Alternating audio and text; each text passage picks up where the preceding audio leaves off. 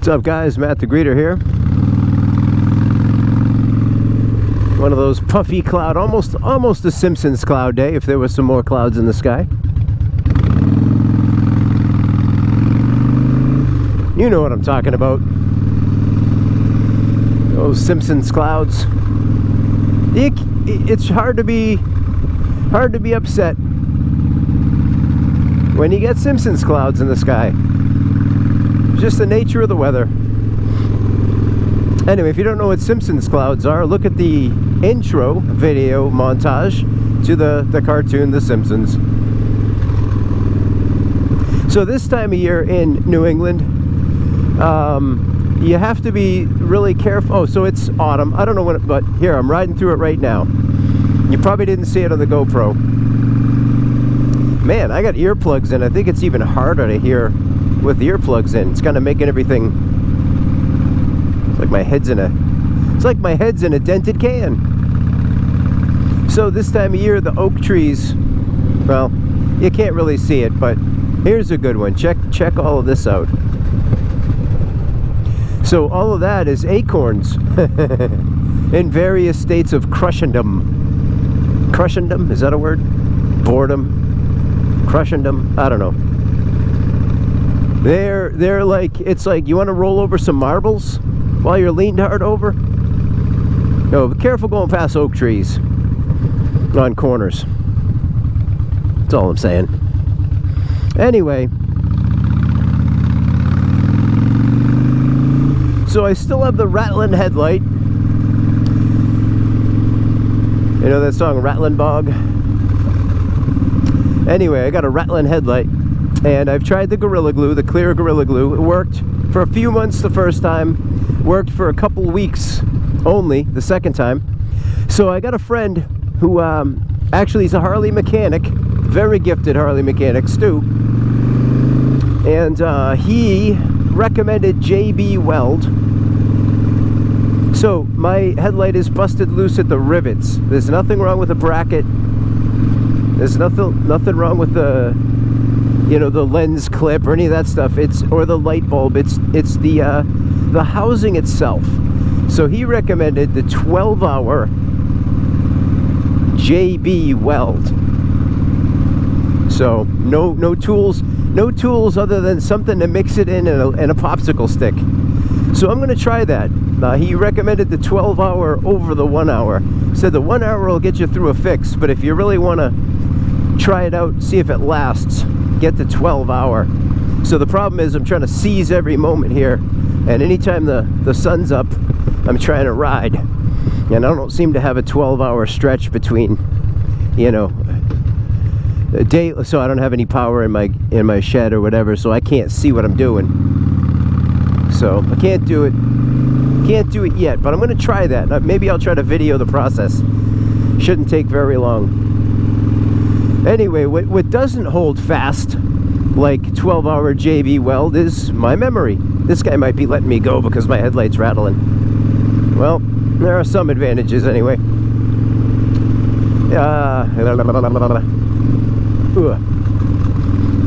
So somebody was mentioning after my Charlie Watts, old steady Charlie Watts, rest in peace, I talked about some drummers that I admire. And one of my friends was like, hey, guess who you forgot? Who do you think you forgot? Well, he didn't say it like that. Alright, I'll mention Keith Moon. So here's what I'm going to talk about today real quick. 2 drummers that I left off my list, and 2 bass players. I think I did a spiel about bass players, did I not? If I didn't, I'm going to talk about 2 bass players in this episode. Two drummers, 2 bass players. So yes, of course, Keith Moon. How could I forget Keith Moon in my talk where I happened to mention more than one drummer? How you doing, Steve? This is my buddy Steve, who I'm talking to right now. Yeah, Keith Moon is, of course, an influential drummer. How could he not be? I'll tell you what I liked about Keith Moon. somebody pointed this out to me, and it really stuck in my head. He's the only drummer in a band who could get away with playing fills when the vocalist is singing. The time you're not supposed to play a fill is during the vocals. Keith Moon loved to play fills during vocals. And you know why he gets away with it? Because he was great. And Keith Moon had what I talk about in a Mars Volta video. He has the gift of being so real, so sloppy. Well, I don't mean sloppy in a disparaging way. I mean that he's not walking out of the doors of Berkeley and sitting down with knowledge in his head. When Keith Moon sat down at a kit, he sat down with nothing but heart and guts in huge quantities. And he just bashed away and changed people's lives with his drumming. So, no, I didn't forget Keith Moon, but I don't have a memory like J.B. Weld. It doesn't always stick. So, yeah, Keith Moon, of course. My first real exposure to The Who, aside, of course, from what was on the radio, was, sorry about that, hang on a second. That Jeep was setting a pick for me. How could I not, as a great Celtics fan, how could I not take advantage of a well-placed pick? But anyway, so my first in-person exposure to The Who was not actually to The Who themselves, but it was my sister and I went to, it might have been the Colonial Theater. We went to one of the major theaters in the theater district in Boston. We saw Tommy, the rock opera, and mind-blowing. I love it. I might even say that I like it more than I like Quadrophenia. Again, sorry, Steve. Come on, just. Yeah, so Keith Moon, if you're not familiar with him, check out some live videos of his playing. You won't believe what you see. Beautiful. The other drummer I left off the list is, well, here's a drummer that I had to come around to realizing that I really loved, because for a while I'd never listed him or considered him because of his wild popularity. And it's not John Bonham. I mean, John, listen to When the Levee Breaks, listen to the beginning of that, and you'll know there's no way I couldn't possibly absolutely love John Bonham. And his triplets, all that stuff is so yeah, it's not John Bonham, but actually Ringo Starr. So my parents had a really nice record collection growing up, and I had access to it. They had Beatles records, and Ringo Starr's drumming is part of my DNA. It has to be, because it's been there from my youth. His drumming is so cool. I talked about Charlie Watts being steady, but Ringo Starr, I'm not even sure what kind of words to use, but so here's how I came back around to realizing how much I loved Ringo Starr. Is, you know, all the drummers that I love, modern drummers that I love, like I'll just say Mike Portnoy, for example. All these drummers that I kept checking out always referred to Ringo Starr as one of their influential drummers. So I forgot Ringo Starr. I took him for granted because I listened to him all the time as a kid. I never really considered him as a favorite drummer. The Beatles were just part of the fabric of my development. So I had to go back and listen to Ringo Starr's drumming and say, you know what, it is great. And but I have to remind myself that it didn't exist before he laid it down. So Ringo Starr's drumming is great, but there was a time when there was no Ringo Starr's drumming. As weird as that sounds, like I have to remember that when I'm listening to his drumming. I have to remember that before he laid those tracks down, they didn't exist, because in my life they've always existed. Okay, a couple of bass players I failed to mention, but do not take it as a as a sign that they're somehow in second place to any other bass player in the world. But they are modern. They're happening right today.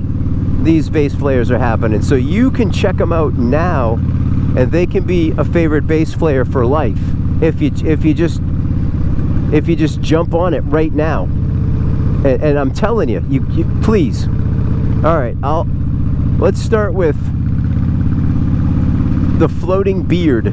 So I've been a super fan of the website No Trouble for many years, since their inception, and all of a sudden, out of the blue, came this bass player. Actually, it wasn't a bass player, it was a beard. There was this beard that was floating at the top of the screen above a fretboard that was just ripping away at Rush covers, bass covers. Who is this beard? You know, flipping around, looking like Gandalf or something. And well, come to find out, that was Tim Starace. Tim Starace, who had I think a 16-year hiatus from the bass, and then picked it back up right where he left off. Maybe even better than he left off. Extremely accomplished. I'm not going to use the word virtuoso. I'm going to say a guy that's worked so hard with the talents that he's been given that I would say there's nothing he can't play, you know?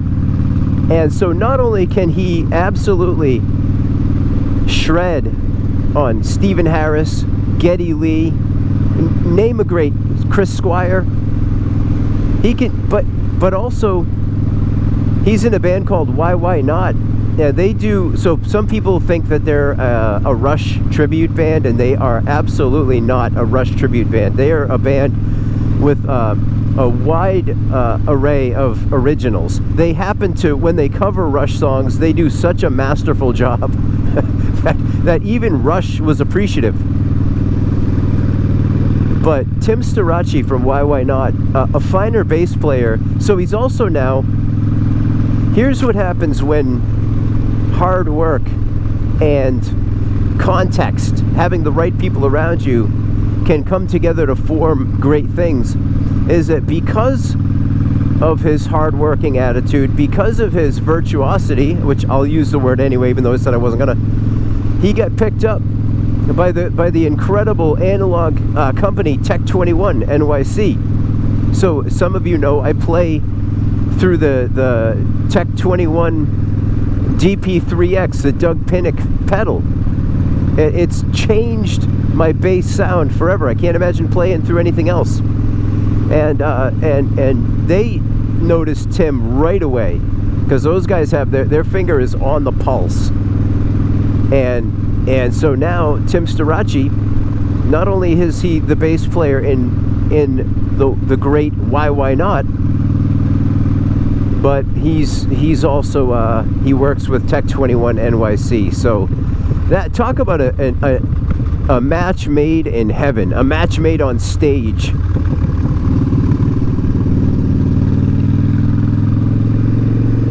All right, one more bass player I'm going to mention that I didn't mention in my video previously, if I've actually released it or not, but who of course stands out as one of my favorite bass players, and it's not Stephen Harris from Iron Maiden. Lyric. I seem to love the lyric writers, lyricists. Not Stephen Harris, not John Mayung from Dream Theater, of course, whom I love dearly and inspired me to get a 6-string bass, but nope, Aaron Gibson. Aaron Gibson. He is from the Pacific Northwest. He's up, I believe, in Oregon.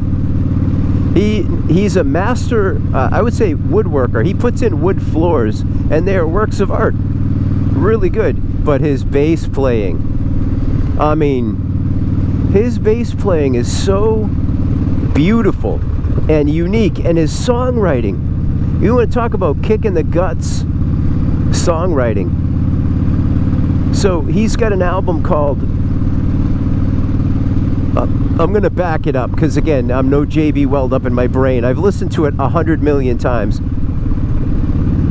Horror films and Sunday school and horror films. type in Aaron Gibson. I'll leave a link down below. That's what I'll do.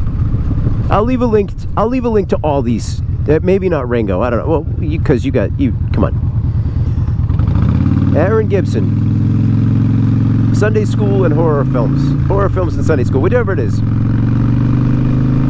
That album, there's something intangible in that album. So he plays, I'll say lead bass. He plays very melodic bass and sings.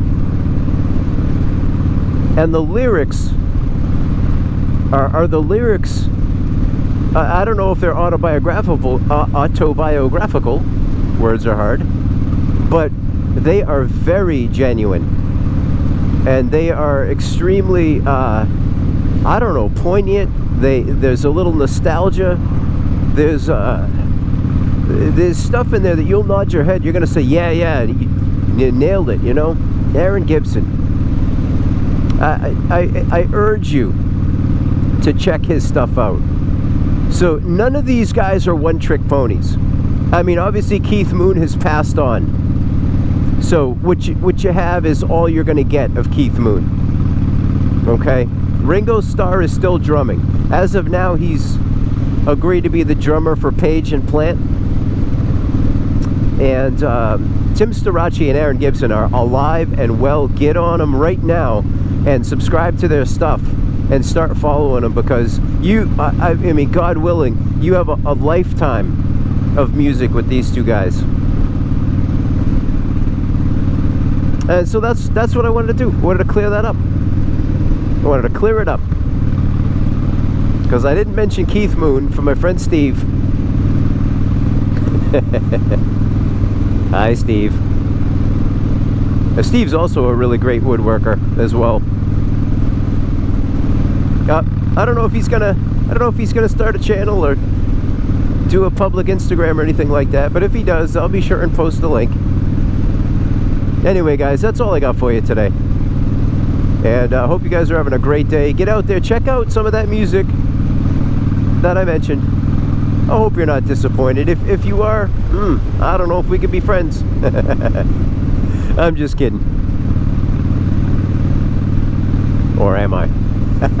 Anyway, guys, Matt the Greeter. I care about you. Thanks for riding along.